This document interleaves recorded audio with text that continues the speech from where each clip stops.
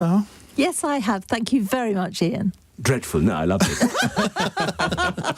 Well, thank you both for taking part. You've been very good sports. Not all of the texts and tweets that have come in have been, shall we say, supportive or kind. I think a lot of people are wondering why they are getting the choice of two people that, frankly, as I said at the beginning, they've never heard of, but they have heard of you now, so that's a step forward. And we get the result, the 19th of July, yes. I think. Yeah. So we will be seeing one of you after that. Thank you very much indeed. Thank you very much for having us. Coming up in the next hour, we are going to talk about problem drinking among young people. Often when we talk about alcohol abuse, we assume that it's people of an older age that have the major problems. But I want to concentrate on what we can do about problem drinking among young people, which not only leads to addictions, it probably also leads to more crime.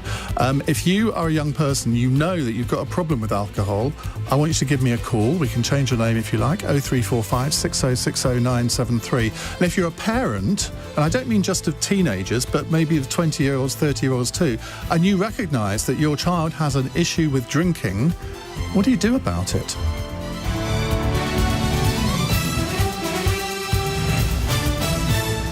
On your radio, on Global Player, and Play LBC. Leading Britain's conversation.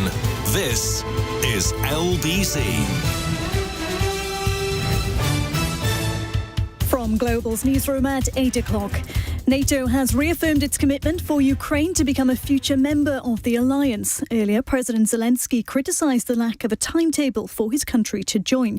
Speaking at the two-day summit in Lithuania today, NATO's Secretary-General said the process for Ukraine's membership will now be shortened from a two-step to one-step pathway.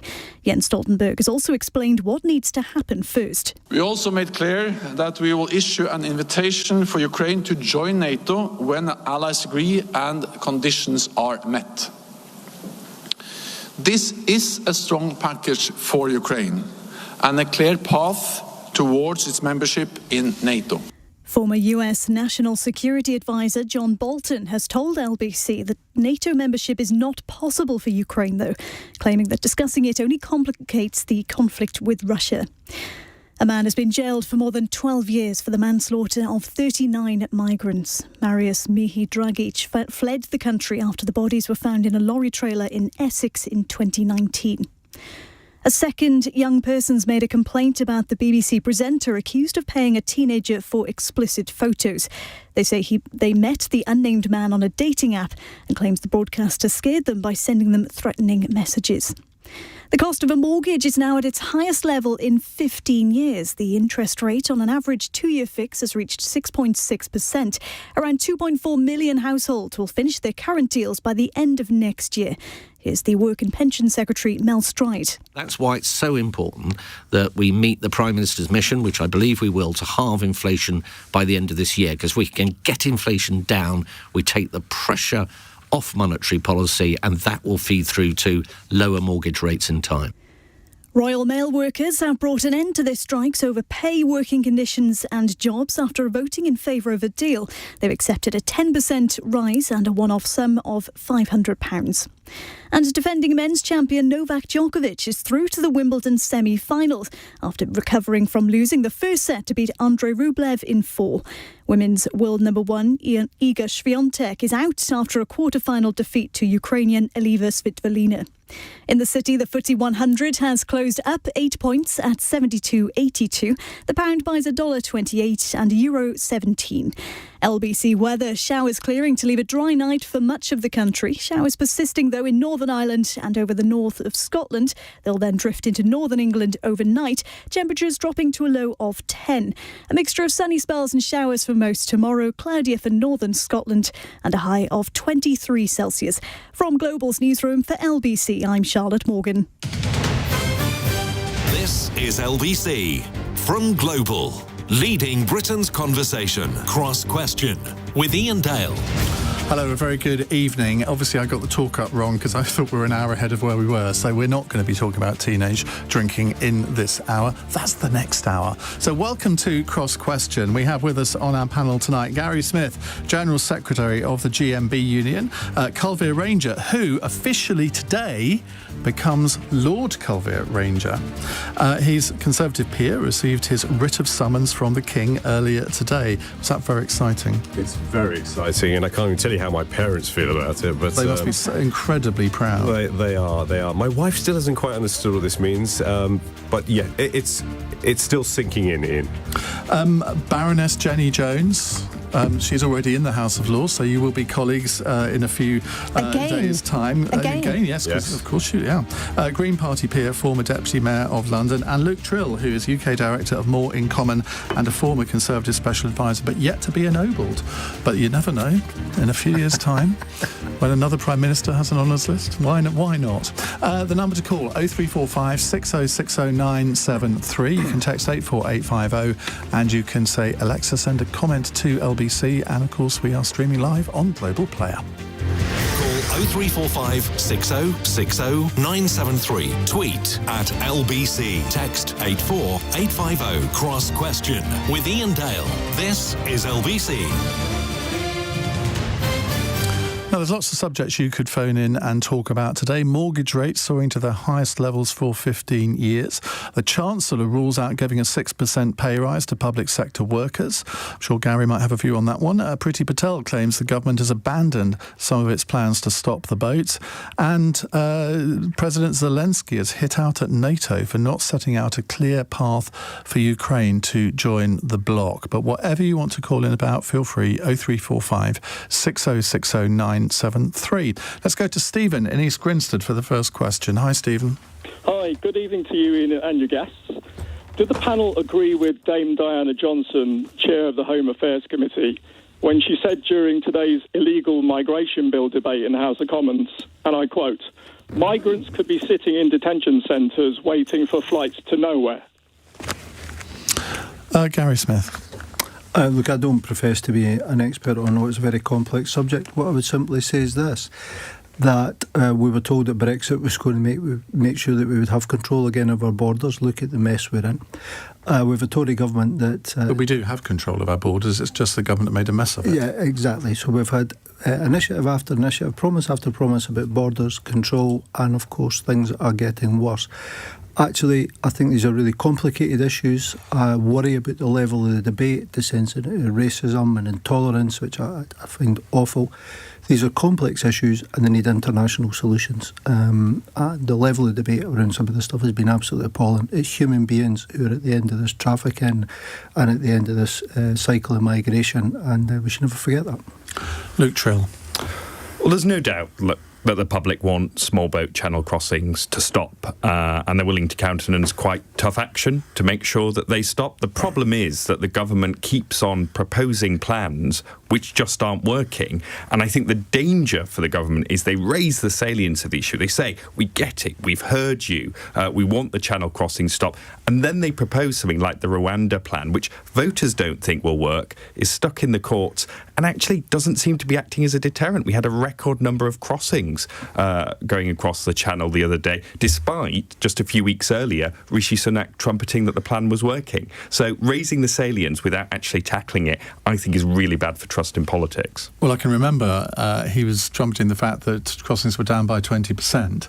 Since then, they're now down by 4%. So it's not much different to last year. Kulveer. I think my lord, as I should say. Yeah, thanks, Ian. I'm still getting used to it as well. I think the issue here is, we're focusing on a phrase, stop the boats, and that's what the Prime Minister is hanging his hat on. But what people want to see is they want to see no deaths in the Channel. They want to see no hotels being taken over by endless illegal migrants who have nowhere else to go, stuck in a processing system that doesn't seem to be dealing with them as quick as it should be. And they want to see these traffickers brought to justice. I think those are the things that we want to see, and part of that is stopping those boats. But I think the government has several things to do. It has to stop the boats, but it has to demonstrate which parts of its policy is affecting those other things. Because I know, myself and everyone else who keeps hearing about how many people are drowning when a boat capsizes in the middle of the night while trying to cross, even in fair weather. That, your heart just goes out. Those people, what they went through to get that point, and then they're lost in the Channel. So we are trying to be humane, And then we have the end result of the Rwanda policy, which looks inhumane to people, but actually is the tip of a very large iceberg trying to deal with all these other things. Now, it's hard to tell the whole story. And the problem is Rwanda is trying to disengage those people from coming here by saying this is not your end destination. But actually we've got all these other parts of this supply chain of evil that really needs to be broken. Priti Patel is basically saying the government is sort of very back from some of her policies. She's not happy. Nobody seems to be coming up with any other ideas. I mean, the opposition haven't come up with any ideas to alternatives to this, apart from saying the Rwanda policy can't work. Why is there such a dearth of innovative thinking in this? It's a really good question. I know Gary said, international cohesion needs to be applied here, and that is happening. We've been working extensively with the French. I think I've lost track of how many times we've helped fund more initiatives on their side of the channel to help deal with the situation. So there is an international alignment happening, but there's a marketplace, and it's like the drugs trade. It's hard to defeat. We know we're losing, for example, the war on drugs. We're losing the war on illegal immigration because we're not breaking the cycle of the traffickers. And I think we've got to focus as much of that as we do on the Rwanda policy. Milady, Jenny Jones. It's hard to know where to start with this because I'm sure a lot of your listeners know that we've had the illegal migration bill going through both houses, the Commons today, and it went through the Lords over the past few months. And Kulveer said the government's trying to be humane. That's complete and utter nonsense. And had he been in the debate yesterday, he would have heard Conservatives standing up and saying that the policy of trying to stop these small boats, as described within the bill, is inhumane and cruel and unkind. The government should think again. But Stephen asked, are people likely to be sitting in detention centres for months? Yes, of course they are, because the government has broken the system that allows safe legal routes. And it's wrong to say that the opposition isn't coming up with any other ideas, because they are. They're saying if we had safe legal routes, we will be able to actually probably never stop the small boats. There will always be people who want to come here for some reason or another who can't get through the safe legal routes. But at least if we had those routes, then we would be able to siphon off the people who have a genuine right to be here, which we all know is most of them, because most of them do get accepted for citizenship later. What do you think should be done about the small boats that isn't being done at the moment? I think it's incredibly hard, and I don't have an answer to the small boats, because I think it's almost impossible to stop them. There will always be people trying to come here in that way, and always be people smugglers, and great if we can catch them and put them in prison and so on. But if we had safe legal routes, there would be fewer people on those boats, and that's what the Green Party's been saying. It's to be fair to Labour, it's what Labour's been saying. So this government's broken the system, and that's the result that we're getting now. Kulveer, in terms of getting rid of this backlog, the government, I gather, have promised to do that by the end of the year. There doesn't seem to be any sign of it happening already. Now, obviously, it takes time to recruit people and train them, but people are going to want to see some results on this. Yes, I think, they might be back-ending the result here, and then maybe the Prime Minister and the Home Office have a view of how they're going to deal with the numbers. And you're right, there's a sort of recruitment, a process, a timescale to get it up to speed. But I think also, I read some of the paperwork around the bill, and the government hasn't just come up with these ideas by themselves. They've examined Australia, they've looked at what happened in Spain, they've looked at the southern Italy, at the policies that have been working in these environments, Morocco as well, to see where there's a huge traffic of people, illegal traffic of people, what can they learn, what are the policies that have been applied, how successful have they been, and they've seen these things work. Now, whether they'll work here, that's the question. But I think they are not just doing this in a vacuum. They are looking, and the civil servants are working hard to try to find out what is it that we can do. I can't see, if Jenny just says, well, I don't have an answer to this, well, that's great. But people do want people to have answers. They want to look at what other people have tried and say, what can we do? And let's at least try it. The bill, though, is not the answer. That's what I'm saying. The government itself knows that. And don't talk about Australia and all these other places. They were I'm not talking about it. I'm talking about the research that's been done. Yeah, but that's the research that's been done. And, comparing it with Australia, with thousands of miles of sea between the nearest landmass, that's absolutely ludicrous.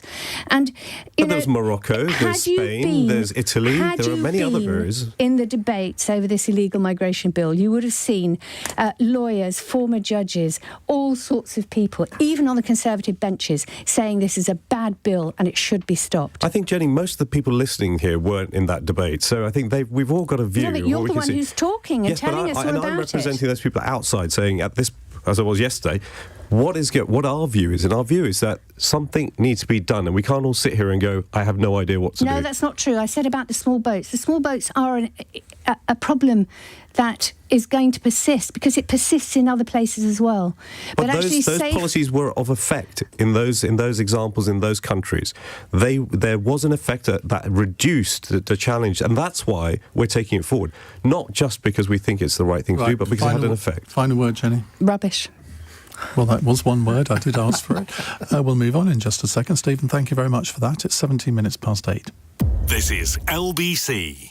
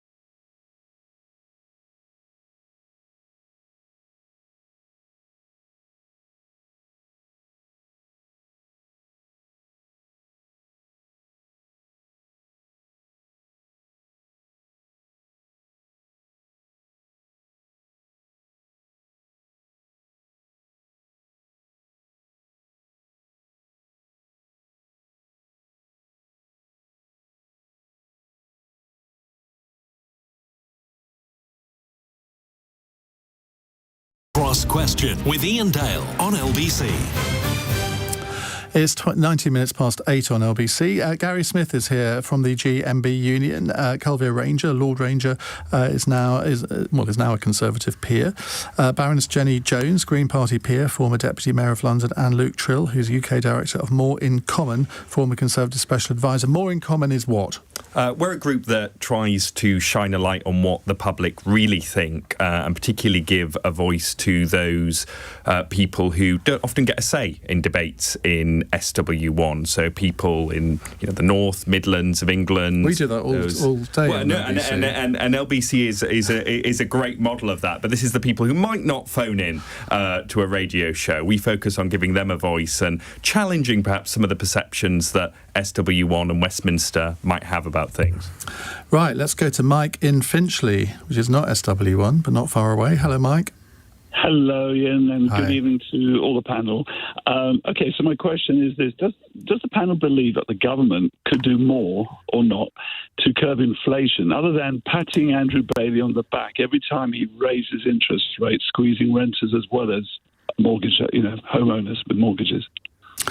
The bank governor, Andrew Bailey, said during his Mansion House speech last night that he believes inflation will reduce markedly before the end of this year because of reduced energy costs. Well, if you look at the way that petrol and diesel have come down over the past couple of months, you'd have thought we should be down to sort of 3 or 4% inflation, but that doesn't seem to be happening. Luke, let's start with you. Well, look, I mean, bringing down inflation isn't easy. There is no kind of magic button for doing it. I think the difficulty that the government have at the moment, and we get this very often in our focus groups, is this sense of the double whammy. Inflation continues to be relatively high, particularly food price inflation. But at the same time, interest rates are now pushing mortgages up, and people are sort of going, well, what can I do? I've literally, with the rising cost of living, I've cut everything that I could possibly cut. And now I've got these added mortgage costs on top as well. And I think the real difficulty for the government is that some of these comments, particularly when the Prime Minister came out and said we just need to hold our nerve, have gone down very badly with the public, because they will say, it's all very well for him to say, hold your nerve, he can afford to. I can't. My salary isn't going to go up anymore and I can't afford my mortgage. So what are you going to do to help me? Jenny? Finance isn't my area, but I mean, any fool can see that this government has absolutely trashed our economy, and there are bound to be all sorts of hiccups that are desperately going to affect people who have less money, fewer resources, and what we've seen is, of course, the rich getting richer, the poor getting poorer, and this government just. Well, as Luke's just said, hold your nerve. So I would say get rid of this government, get in a government that really understands finance and actually how to bring people out of poverty. That's one of the first things we have to do. Do you still agree that the Bank of England should be independent of the government? Because, of course, Gordon Brown did that in 1997. And Andrew Bailey has a remit of keeping inflation to 2%. Well, clearly that's gone up the spout. And a lot of people think that he and his policies are in large part to blame. Now, there are lots of external pressures too. No one can deny that. But do you think he's been negligent? I have not. This is not my specialist area. If you want to talk about policing, national security, housing, things like that. I know, and it's a good question, Mike. And perhaps we'll come back to Mike and find out what he thinks. Okay, Gary. First of all, I've been very critical of Andrew Bailey and some of the things he's said about wages driving inflation, and he has said that despite what he said. Low-paid workers are not the cause of inflation. But it does suit the government to blame the Bank of England rather than take responsibility for the chaos they've presided over. Inflation has been driven by many things, including Brexit. I speak to a lot of companies that we deal with, and it is causing problems and driving inflation. And in terms of energy prices, we know they are a huge part of the inflationary problem. There is can't blame Brexit for that, though, can you? No, you can't. And there is a global dynamic to this, Ukraine war, etc. But we've had 12 years of having no coherent energy policy. We've failed to invest in our energy. We've closed gas storage. We've become increasingly reliant on international markets and imports at crucial times. And of course, when the energy retail companies collapsed, overseen by this government and Ofgem, it put billions on people's bills. So the government wants to blame the Bank of England. It wants to blame low-paid workers and middle-income workers for the inflationary problem rather than take responsibility for the chaos that they have caused. And I think ultimately they will be penalised at the ballot box for it, and rightly so. Kulveer. I think we have a democratic deficit at the moment when it comes to who's responsible for inflation. The Bank of England, outsourced by Gordon Brown, so there's no political mandate over them. They can have all the promises they want to keep inflation down. The Conservatives support that. But I think we're now finding that when push comes to shove and there's a real problem, where are the politicians? How can they pull the levers? The only thing you could think of doing is saying, should we change the governor? Because the governor's not delivering. Now, we have a problem here because the Prime Minister and the government are saying we're going to get inflation under control, but it's not in their gift. And the Bank of England are taking policy measures that maybe they could have done earlier. Because they did say last time this situation happened, and I say the Bank of England, that they would not raise interest rates extremely fast, which is exactly what they've been doing now after the last time we were in this position. So there's a real question mark over the Bank of England. I don't just mean this governor, the Bank of England itself, because the previous governors also had a part to play in this, Mark Carney. So there's an issue around the Bank of England's independence and how it's setting and what it's tasked to do and how it's held accountable to that. And then we do have the issue that inflation has been driven by energy and the war in Ukraine. Okay, that cannot be denied. That is and that's the global markets have been affected by it. Yes, we had poor energy policies before that, but look at the Germans, who were completely hijacked by their reliance on Russian gas at the point when war broke out. So there's not just us. There was a globalization. The models that existed were not set in place. So if there's massive disruption like a war, how would everyone deal with it? And that's where we've had knock-on inflation. Inflation is being sticky at the moment in the UK. And I agree with you, Gary. Workers should not suffer the brunt of this. So there is something to be said about what do we do about salary increases in the public sector when inflation becomes sticky. Now, that's a difficult question for the Chancellor, but he needs to work with the Bank of England and the governor. Well, he's clearly said that they're not going to get 6%, as I think the teachers are demanding, many other groups as well, and that's obviously quite a way below inflation anyway. It is. So I think there is a debate there about what's going to be fair for the workers, so they aren't bearing the brunt of inflationary increases, and what can we sustain in a sticky period where inflation is going to stay higher for longer and the decrease is slower. I mean, this is fascinating. Last year, we were lectured by a government saying that we should accept peer review body recommendations, which were all derisory and way below inflation. When it suited the government, we've got to accept the peer review bodies. When it doesn't suit the government, they're not going to accept the peer review body recommendations. This is utter hypocrisy. It's a government that lacks integrity, and I think they will be punished very, very heavily. And let me just say again about energy. Your government's policy was we don't need a policy on energy because we can just import all this stuff from abroad. We have watched our North Sea oil and gas reserves be depleted, and we were increasingly reliant on regimes like Qatar for our energy needs. It was bonkers. Well, I think you're right. It was a policy around globalised markets, but that wasn't just our policy. It was a policy across Europe. So I think we've got to look at the international market that has realised, with this sudden shock around the war, that we do need to look at more localised, nationalised industrial. But there were people warning policies about this. I remember having a conversation with Liam Fox back in 2014 where he said energy security is going to be the big issue of the next 10 years. And nobody took any notice. There were people sort of saying this. I completely agree with you. There's two things that I've envied about the French over the years. One is their high-speed rail network that they built across their country very fast, and the connectivity has. The second was their building of nuclear power stations to secure their energy supply. In 12 years, the Hinkley Point nuclear site is going to employ 10,000 workers. It'll be the highest, it'll be a unionised, the biggest construction site in Europe, unionised, highly productive.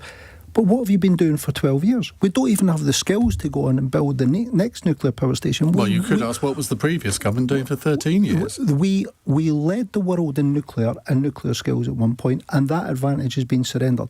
Other countries don't have the assets that we had in the North Sea. They don't have some of the biggest wind farms in the world either, which have created no jobs. Your government has been an absolute disaster on energy policy, and that has helped drive inflation.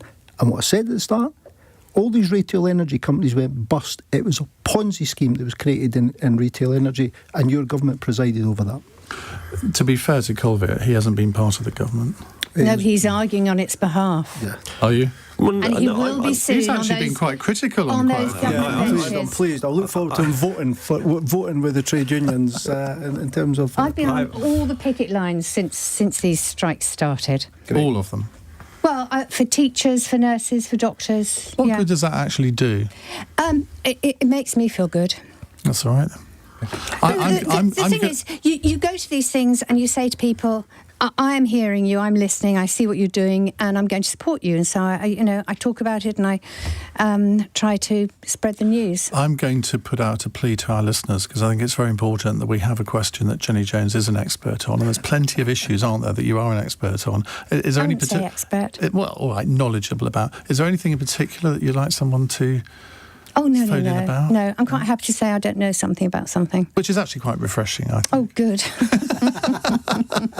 Right, we will come back to more of your calls in a moment. The number to call if you'd like to ask Jenny a question, and indeed the rest of the panel, is 0345 6060 973. It's 8:30. Let's get the news headlines with Charlotte Morgan.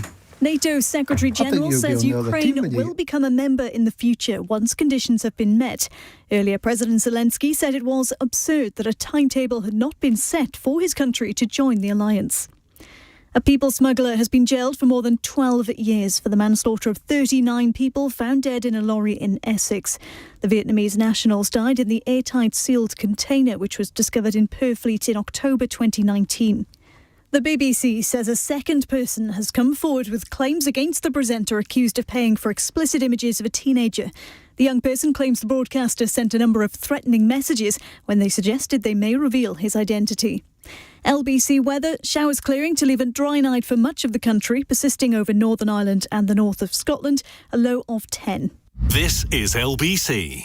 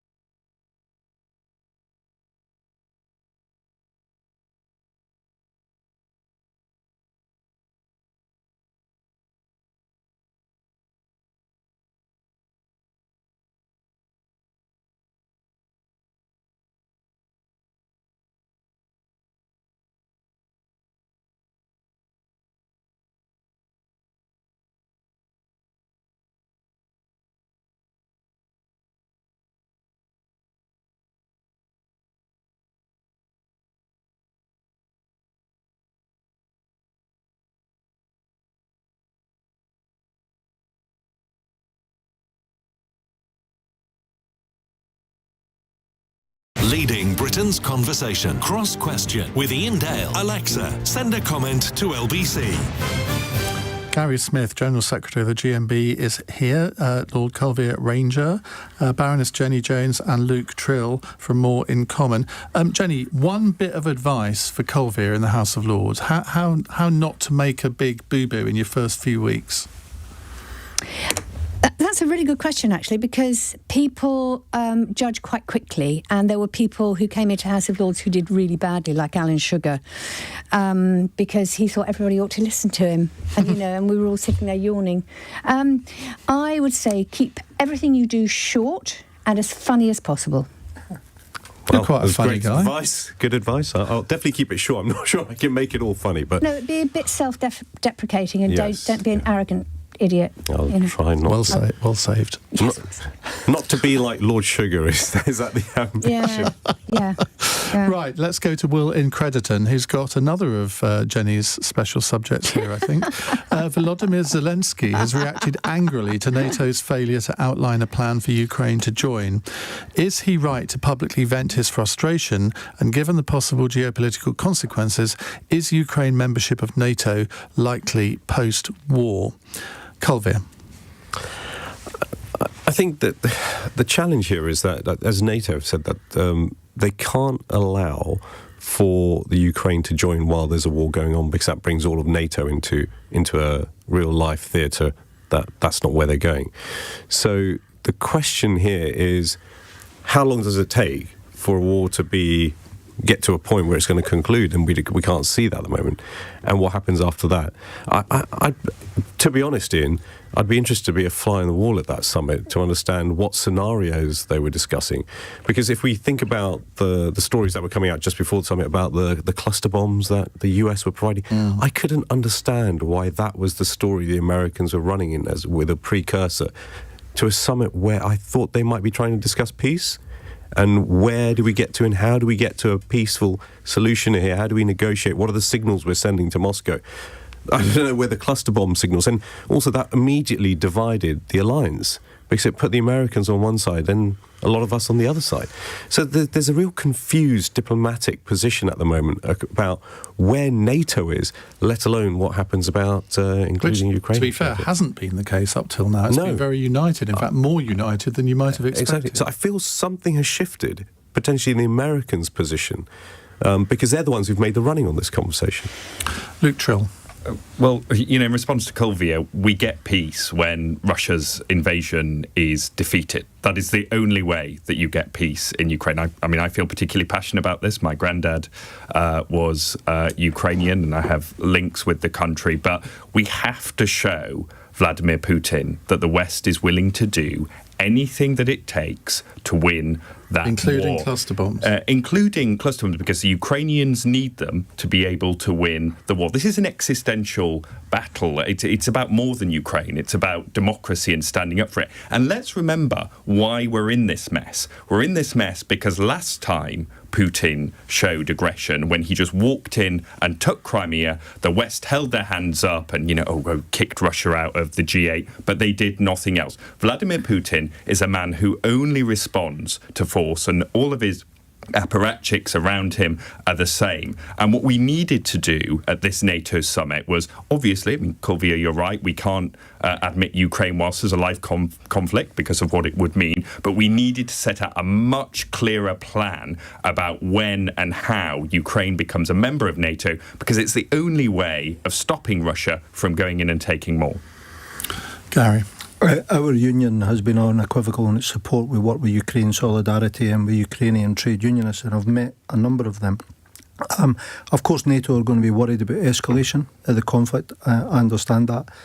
But I think the priority has to be in arming Ukraine to a point where it wins this war. Russian imperialism and Russian fascism has to be defeated. This is not just a threat to Ukraine. And I would say this as well, Iain. There's three really important takeaways from this conflict. First of all, British politics was polluted by dirty Russian money, particularly the Tory party. We need to bear that in mind, and lessons need to be learnt. Energy independence is a national security issue, and we need to learn the lessons from this invasion. And in terms of the British defence industrial base, our key manufacturing industries, we have to support those industries, and the country needs to be prepared to have a difficult debate about rearming. Our Navy, half our Navy, more than half of it, is probably in dry dock, much of it in Plymouth at the moment, because we've failed to invest in it. We need to invest in our defence manufacturing base. It's good for national security, and of course it's good for my members' jobs. Jenny? I agree with almost everything Luke said, but I have a real problem with the cluster bombs, because it's not only about stopping the Russians, but afterwards the Ukrainians are going to get blown up by them as well. I'm afraid that's what happens when you use that sort of armament. But the questioner asked about, was Zelensky right to complain?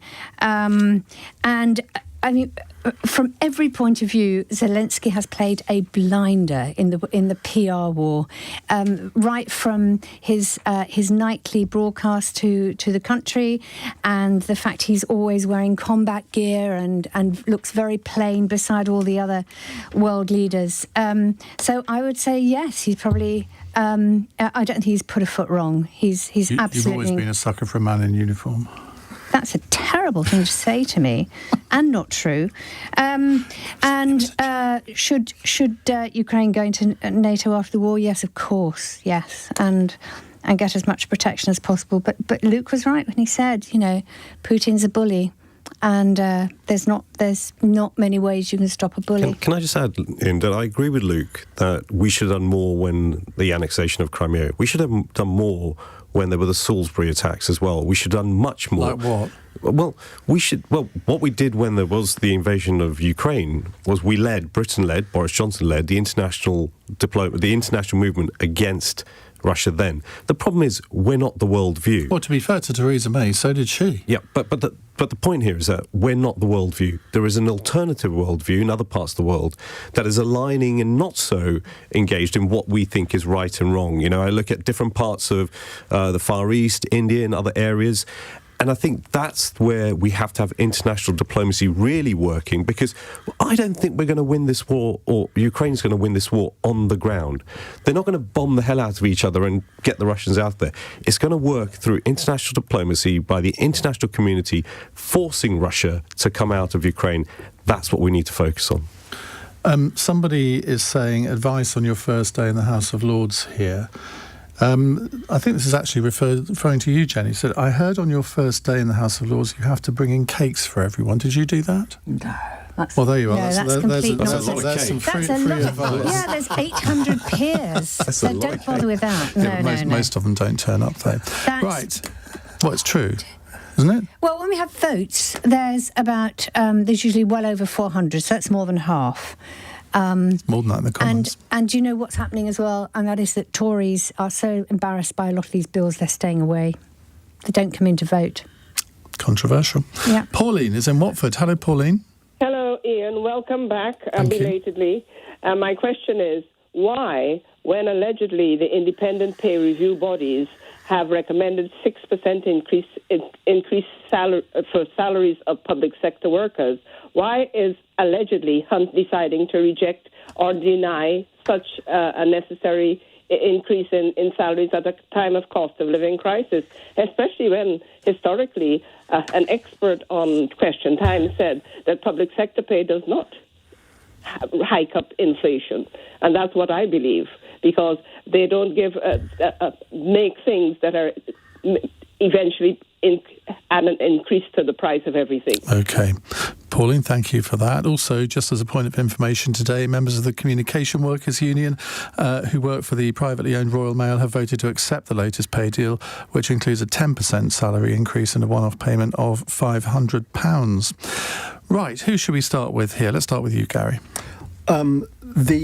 I said this earlier, look, the government is looking for somebody else to blame for the fact that we've not had economic growth in the economy, and we need economic growth to pay for our public services. They're trying to divert attention from the fact that they have caused this economic chaos leading to the high levels of inflation. I've always been deeply sceptical about pay review bodies for this very reason. When it suits government, they want to apply the pay review bodies' findings. When it doesn't, they want to throw them out. It's a government that it lacks integrity. It's a government that is incompetent. And my message to our members across the economy will be, don't be picking up the bill for the Tory economic chaos. Get organised, get campaigning, and fight for the pay rise that people deserve and that the families need. Jenny. It doesn't seem appropriate that it's millionaires in government who are telling public sector workers to, well, you know, just take what we're offering. You know, that's all you're going to get. Now, as I said, I've been on picket lines. I've talked to the medics and the teachers, and I thoroughly support their demands. And I think they should actually demand more. Luke? I think there is an issue in that the government did spend all of last year saying we must do what follow the advice of the independent pay review bodies, and then this year are saying we're going to reject them again. When you come back to kind of trust in politics and believing what politicians say, I think it's really damaging. I mean, I think if last year they had said, no, this is a political and economic decision that we're taking to keep the wage rises lower, it would have been far easier this year to reject what the pay review body said and saying, you know, we're pursuing a strategy. The problem is that shift, and, you know, the electorate are savvy. They notice that kind of thing. They think it looks like doublespeak, and that's why they're going to hurt and suffer now. Kulveer. I agree. I think the government, and again, it comes down to the Bank of England, failed to realise how sticky inflation was going to be.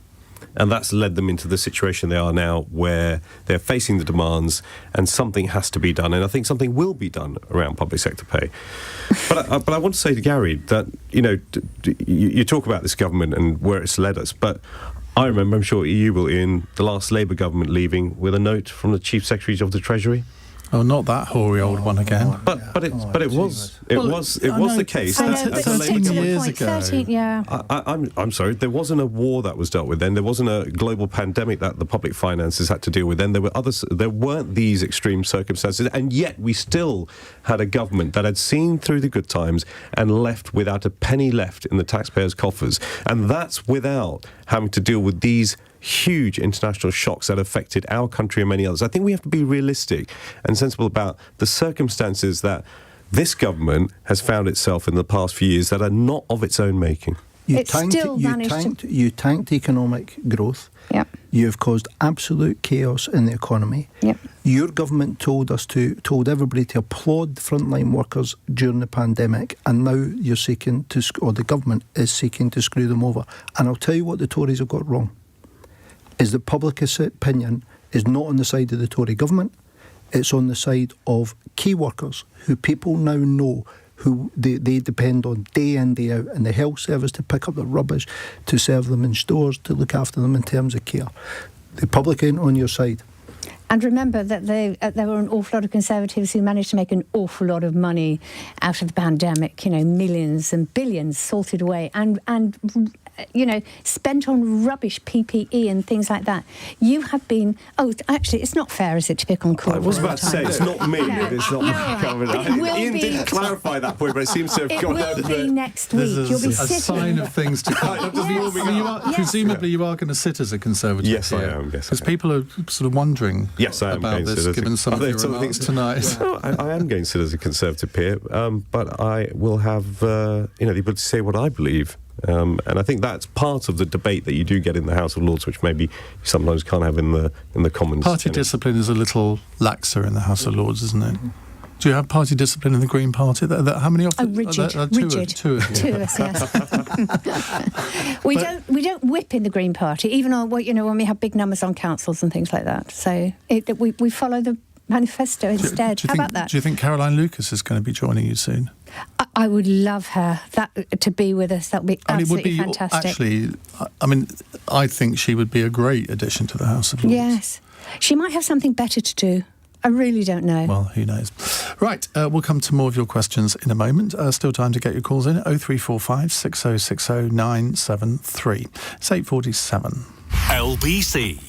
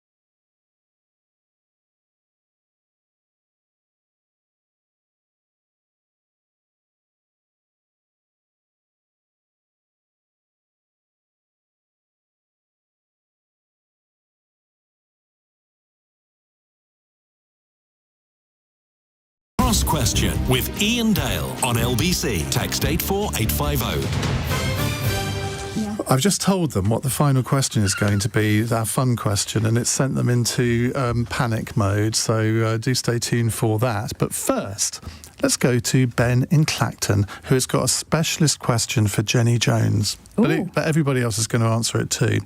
Ben, what would you like to ask? Good evening, Ian. Good evening, panel. The question is, with the highest ever recorded world temperature recorded this month, and the report in The Guardian that the government are considering reneging on the COP27 pledges, what do they think? Well, Ben, I'm so let's glad go you to Jenny asked me. first. Ben, I'm so glad you asked me that because, of course, my good friend Boris Johnson, he claimed all the time that he was very good on the environment. Of course, he wasn't at all. And we've now heard that Rishi Sunak is not just, and he's not bad on it, but he's uninterested. What it means is that we are facing some incredible climatic changes. Here in Britain as well, we had flooding was it in Yorkshire today? Not unusual. Well, you say that, but perhaps it's going to happen more and more often, and we're seeing a lot in Spain at the moment. So basically, we have to think just booked a holiday there, typical. Zaragoza, I think. What we have to do is make things very, very easy to do the right thing, and that's what this government isn't doing. So, for example, we have to make sure that people use less plastic. They use as little fossil fuels as possible. We do not give out any more North Sea drilling licenses to fossil fuel Gary's companies. going to not like that.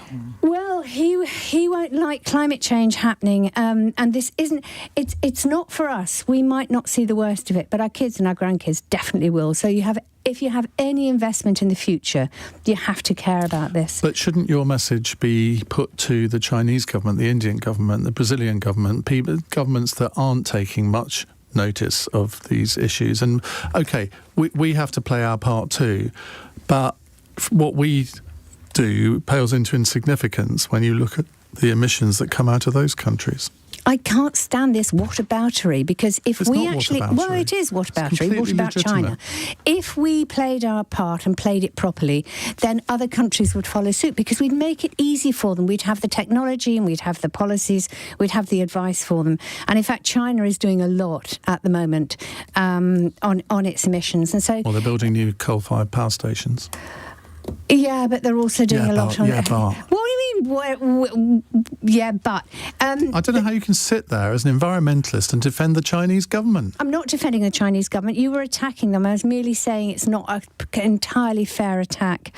I think... what about Gary's members are going to lose their jobs if you have your way? Well, actually, Gary and I did have it's heated on my part debate when we were waiting downstairs. And actually, there are jobs in renewables, in the environmental sector. Of course there are.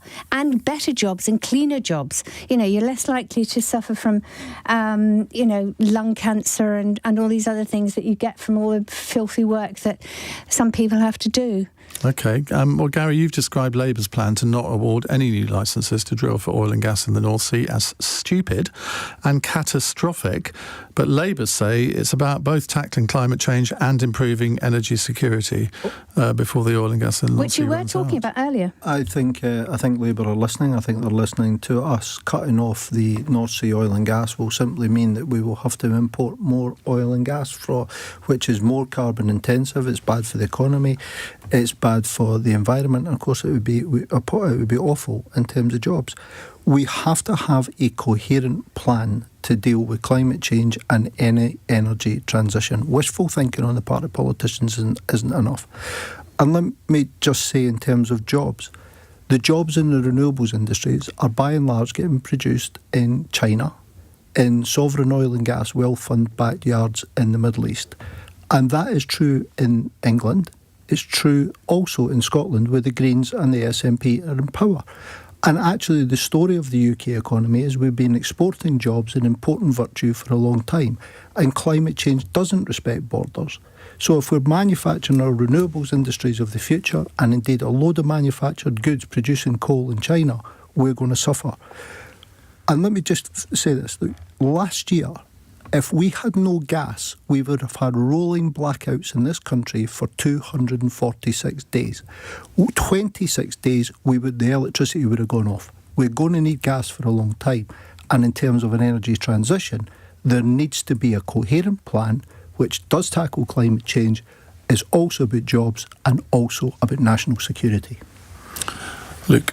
Well, look, I think Gary's talking a lot of sense. We need a plan to get to net zero and to tackle climate change, which is rooted in reality rather than in fantasy. And I actually think one of the most damaging things for the pro-climate movement is the action of groups like Just Stop Oil, who totally alienate the public from what is a really important cause.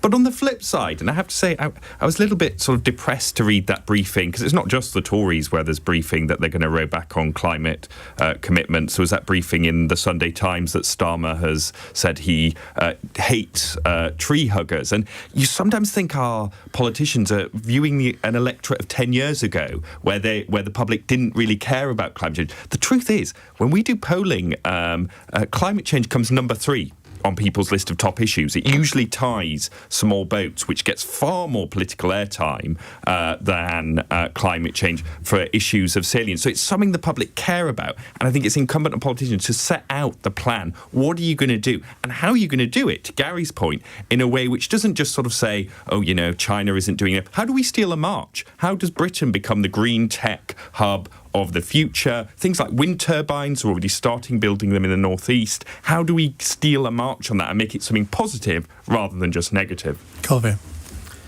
I agree with Gary. I think the issue around energy transition and also the balance on climate change is exactly what we have to look at here. But the thing that I don't think any of the other panelists mentioned is energy security. That's, I think that's what you were highlighting, Gary. That's what's actually emerged in the last couple of years because of the war. And that's the, breakdown of global supply chains, breakdown on over-reliance on international markets.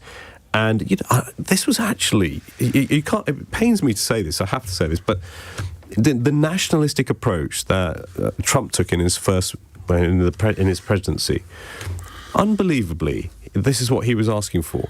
And I don't think he foresaw a war coming. But when war does break out, and a war that, for the first time in the modern era, has disrupted global markets, we've had this kind of retrenchment back to nationalistic view of how do we secure our own supplies, our energy, our food stocks, our grain. And that's where energy became critical. Because Gary's right. If we had energy blackouts, if we had people without power, then we really would have had a problem. And then we would have really seen something going on in this country that we didn't expect. So I think the question of energy security trumps the question, if you pardon the pun, of at a certain point in people's priorities of climate change. Because I think, Luke, if you went to the public and said, would you rather the lights were switched off or that we, that we carried on with our sort of sustainable agenda? Final word to Jenny on this. One of the best ways that we could possibly help people who at the moment are suffering from high costs of energy is actually to produce more renewable. That is the way forward. It's far cheaper than all the, particularly nuclear is incredibly expensive. And secondly, we should be doing things like insulating houses. This is such a good method of just reducing people's need. And this government's failed on all fronts. Lukey on Twitter says, Iain Dale is literally being a total C-word to Baroness Jenny Jones this evening on Cross Question. No. Smells like a proper bully. Sees someone who he believes is weak, which she really doesn't come across as, and pounces on them to try and diminish and humiliate. Gross. Do you feel bullied? No, is that what you were trying to do? Well, no, not at all. No, but that's what Lukey fine. thinks. No, well, that's very kind of Lukey. He doesn't really get kind our of him. relationship, does he? Because No. we've been doing these backwards and forwards for years now. And it honestly, 20 Lukey, years probably at least. No, not quite that much. Oh. If Jenny thought that I was bullying her, she wouldn't keep coming back for more, would she? Unless she was a very weird person. Listen, let's go to our final fun text question from Jane in Southend. Southend has introduced singing bins to help stop people from littering. But what song would you get the bins to sing? Who wants to go first? Is this a real story? I'm sure it isn't made up. How do the bins sing? Have they got something inside them? When you lift the lid, No, maybe they're not lifting the lid. That's the point, isn't it? Really creepy. Ian, I don't think we should waste money on singing bins. We should invest in refuse and street cleaning workers, the workers that I represent, in solidarity to our members in Canterbury. And who they are should on all strike join the today. GMB. Absolutely, get a pay rise. The good thing about this question, Jane, is that we all started working together to try to think of a song. So thank you for that. Except Luke. Yeah, who came up with his own actually, idea. yeah, It is true. I cheated and started Googling songs related to refuse collection, and the best I got was "Dirty" by Christina Aguilera, which I think is a banger, but you might not want coming out of a bin, particularly if there are kids. I'll say in the this: area. why do we have anything by Garbage? Because I was quite a big fan of Garbage back in the days. Never. Is that a popular music beat combo? No, there's band Garbage. I've never heard of them. He's making it up. Oh, no, never. So they had a song called "Stupid Girl." Nope. Tumbleweed goes across the studio.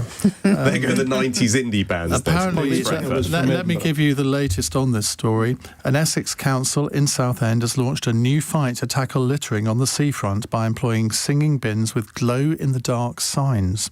Southend City Council, because it is now a city, along with its waste contractors, Veolia, whatever, have launched the Just Bin It campaign to encourage people to drop less litter. The big belly bins will be at prime seafront locations in Southend all summer. If any of our listeners are going to Southend, I want to see a picture of the big belly bins. I keep thinking of Dusty Bin from 321. Oh, Ted Rogers. I can imagine kids liking it. You know, kids running up and putting rubbish in. I bet they're really ugly, though. I bet they really spoil the seafront. Right, I'm going to bring this to a